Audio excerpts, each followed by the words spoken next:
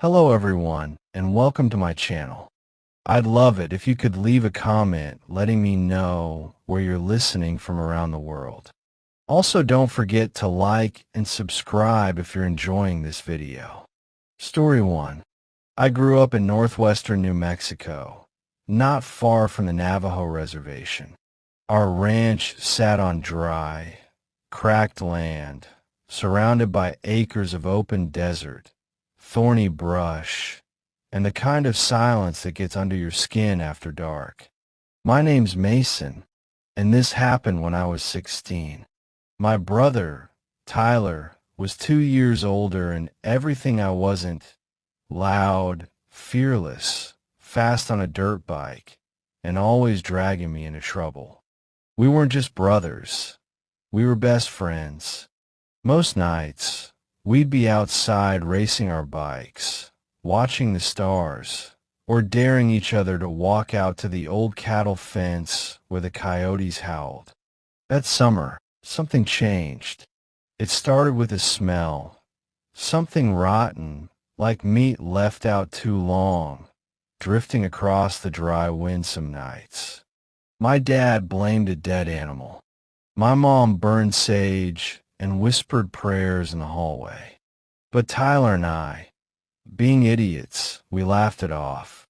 One night, Tyler went out with a couple of guys from town.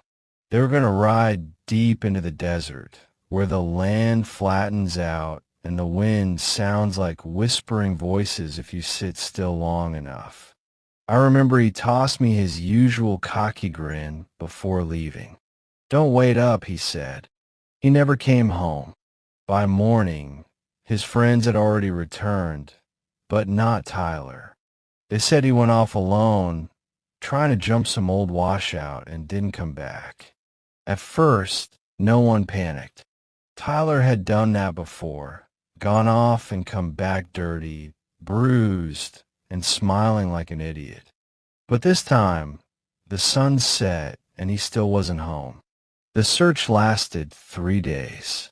Cops, locals, even a few trackers from the reservation came out. We found tire tracks, a discarded glove, some broken twigs, but no Tyler, not even a boot print. Then came the fourth night. I was lying in bed, staring at the ceiling fan, listening to it creak. The whole house was heavy with silence, the kind that feels like it's listening back. And then 3 knocks, not on the door, on my window. Tap, tap, tap. My blood froze. I turned slowly, heart hammering in my chest, expecting, I don't know what, but not what I saw. It was Tyler, or something that looked like Tyler. He stood perfectly still in the moonlight. His head was tilted too far to the side, like a broken puppet. His clothes were filthy, torn at the sleeves, caked in dirt. But it was his face that made me sit up in bed and press myself back against the wall. His skin looked too tight, like it had been stretched over his bones by someone who didn't know how human skin should fit. His eyes weren't Tyler's. They were yellow, not hazel, not brown. Yellow, glowing faintly like an animal caught in a flashlight. He smiled at me, wide, way too wide, and then he tapped the glass again. Tap, tap, tap. No words, no sound, just that hollow smile and tapping. I screamed. I ran down the hallway, yelling for my parents. They jumped up, confused, half asleep. When we all got back to my room, the window was wide open. The curtains swayed like it had just been touched.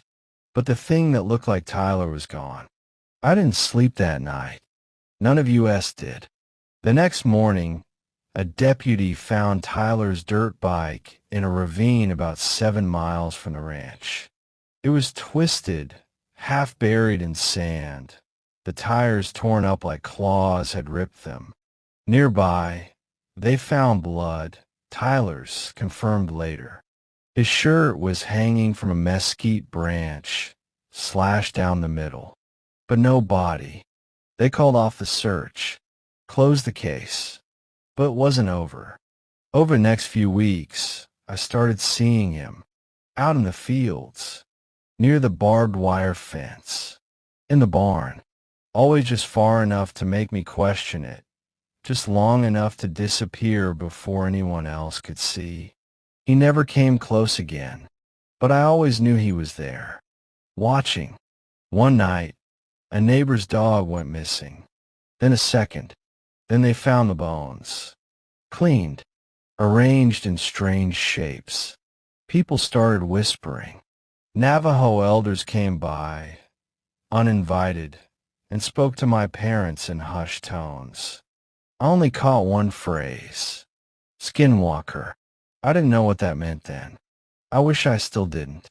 According to the stories, it's a dark witch, a person who's performed unspeakable acts to gain the ability to change into animals, or worse, to wear the skins of others. It doesn't just look like them. It studies them, becomes them, walks like them, talks like them, until even their families can't tell the difference.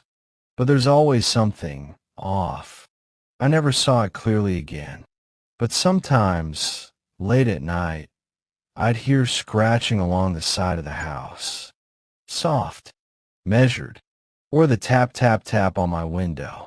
Once, I worked up the courage to open the curtains.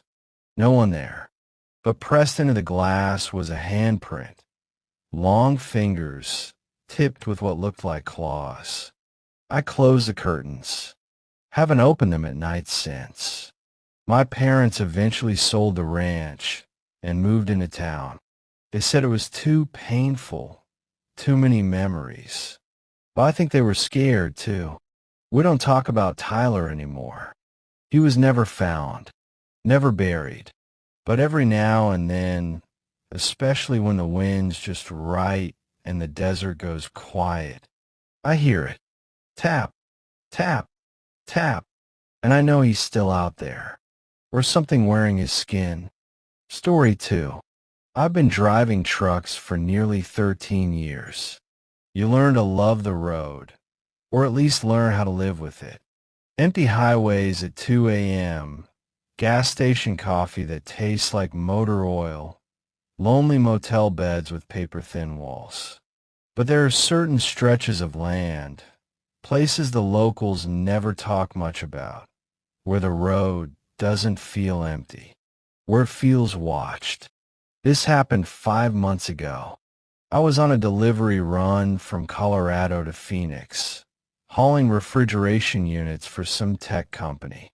It was supposed to be a straight shot down I-40, but the DOT threw up a last-minute detour near Gallup. So I checked my GPS, saw a shortcut through Navajo land, and figured, what the hell? It would shave off at least 45 minutes, and I've never been spooked by superstition. I wish I had been. The road turned narrow, cracked, and forgotten. Not a soul in sight for miles. Just flat, dry land, brush here and there, and then fields. Endless fields of corn. That part struck me as odd. Who the hell grows corn in a place like that? No signs, no homes, just miles of corn under a moonless sky. Around 2 a.m., I had to piss. Bad. I pulled the truck off onto the dirt shoulder, flipped on my hazard lights, and stepped out. The air was dead silent. Not a single chirp. No wind, no bugs, no rustling of stalks. Just nothing. That kind of silence you don't notice until it's already making your ears ring. I walked a few steps into the edge of the cornfield.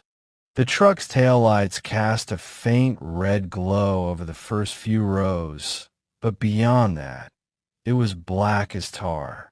As I zipped up, I heard it. Footsteps, crunching behind me in the dry soil. I turned fast, expecting maybe a raccoon, or hell, even a coyote. But there was nothing. Just rows of corn standing too still. Too perfect.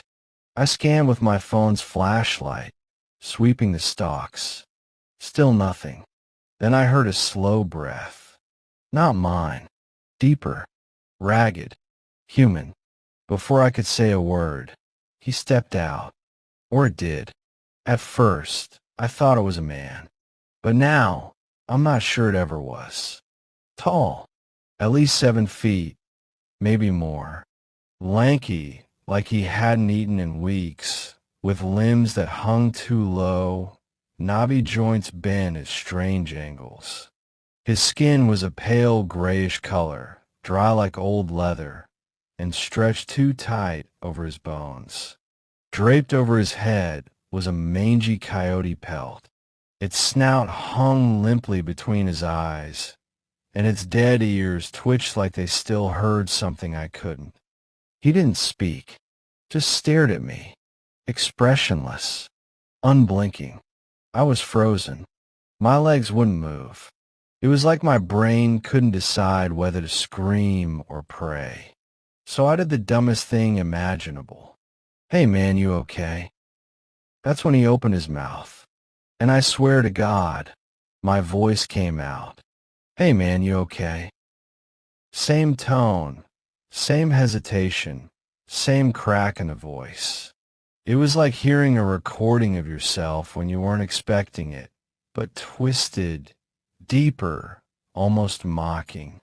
Something inside me broke then. I bolted. I didn't even look back. I leapt into the truck, slammed the door, and peeled off.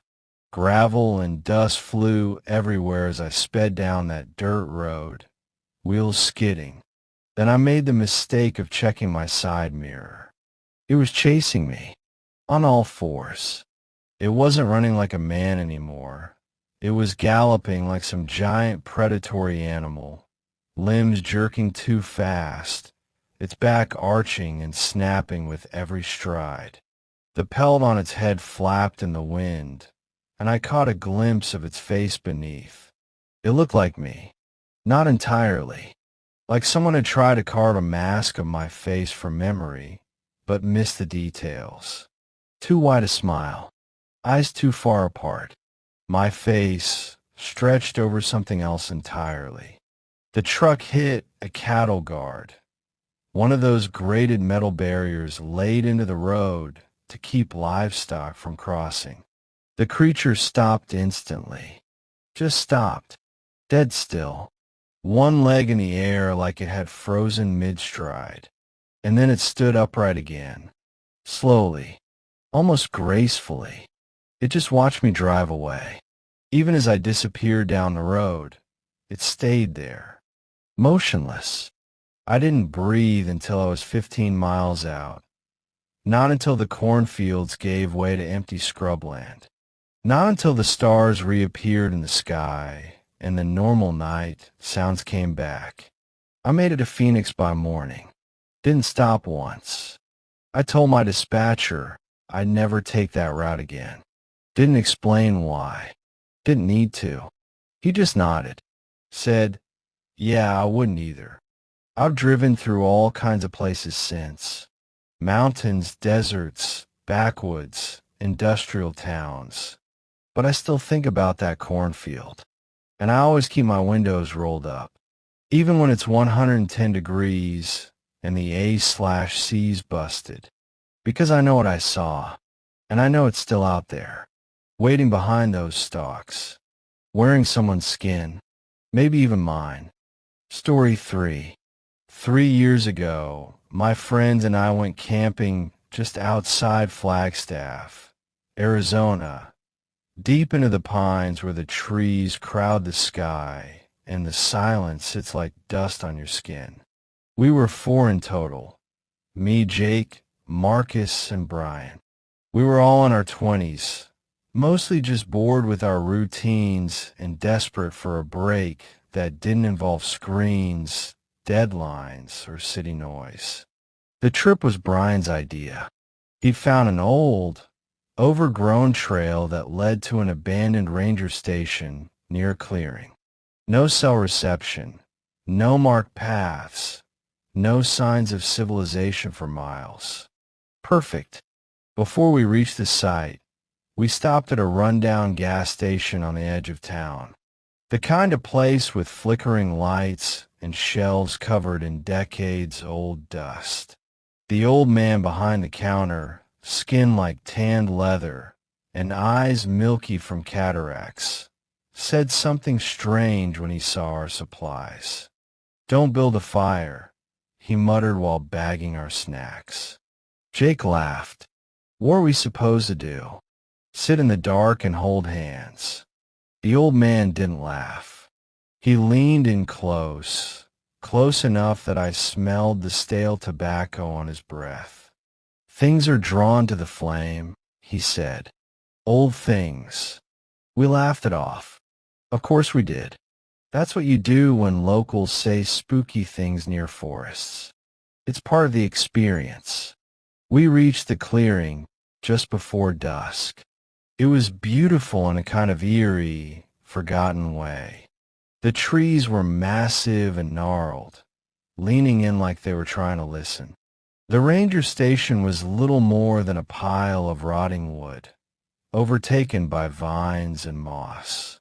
We set up camp on the opposite side of the clearing, far enough that it felt like our own world. As the sun dipped low and the shadows stretched long, Jake broke out the firewood. "Old man's full of crap," he said, striking a match.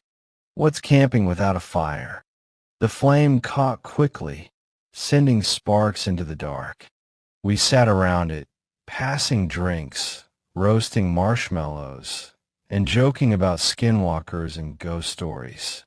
The heat, the glow, the laughter, it felt safe. Like the fire itself was a shield keeping the forest at bay. Until it wasn't. It was a little past midnight. The fire was starting to die down, the conversation growing quieter.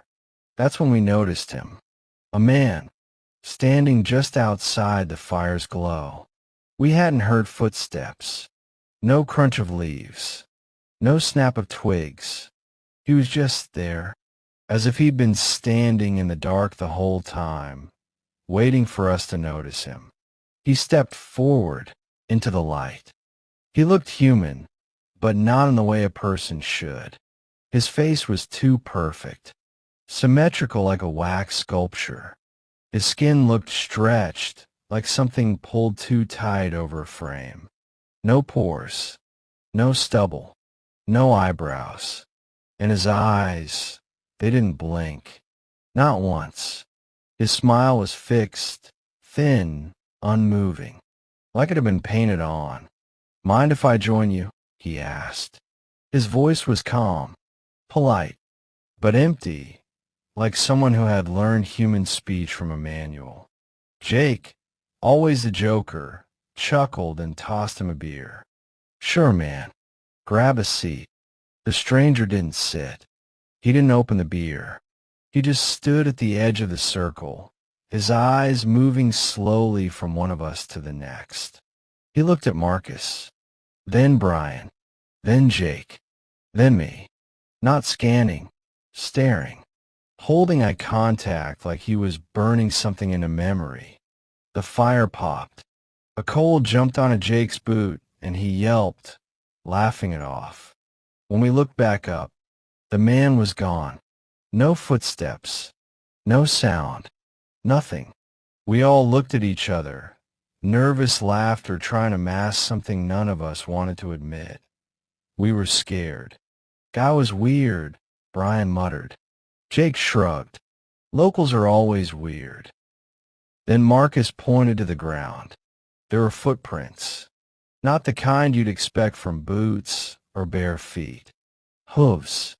Deep, clefted impressions in the dirt, like something heavy had stood there. Maybe he was wearing goat hooves as a prank. Marcus suggested, but his voice shook. We tried to laugh again. Forced it, but something in the air had shifted. The forest, once still and quiet, felt like it was listening. That night, none of us slept. Something circled our tents. We heard it moving between the trees. Soft at first, then louder. The unmistakable sound of something sniffing, breathing, just outside the fabric. There were scratches, low growls, and whispers in a language I didn't understand.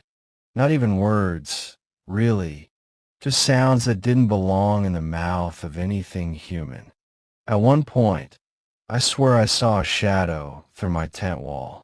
Tall, too tall, with antlers, or maybe horns, outlined against the thin nylon. We didn't dare move. We barely breathed. When dawn finally came, we unzipped our tents and looked around. Every tree in a 30-foot radius had claw marks on the bark, deep, raked in sets of 4, like a giant hand had swiped through them. The fire pit had been dug up, the ashes scattered, and in its place, black feathers, dozens of them, coated in soot and something sticky, maybe blood. We didn't check. We packed up in silence. No jokes, no breakfast, just shaking hands and pale faces. I don't know what we saw that night. I don't know what it was that wore a man's shape and stood in our firelight. But I know this. The old man was right. Things are drawn to the flame. And once they see your face, they don't forget.